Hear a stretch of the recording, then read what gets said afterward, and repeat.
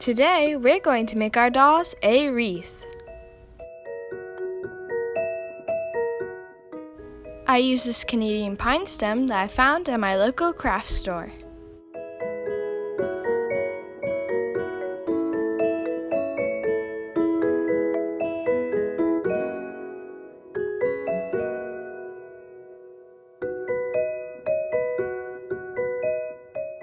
Take one and wrap it into a circle.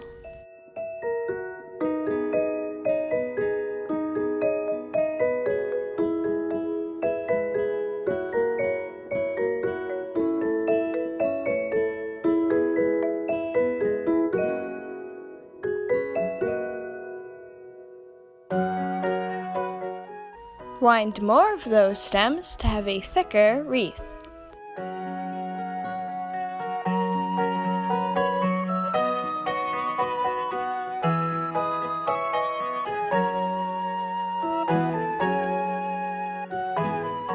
You can even make them in different sizes depending on your doll.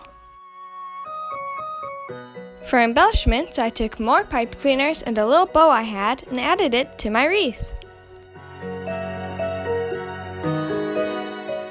creating a DIY doll wreath.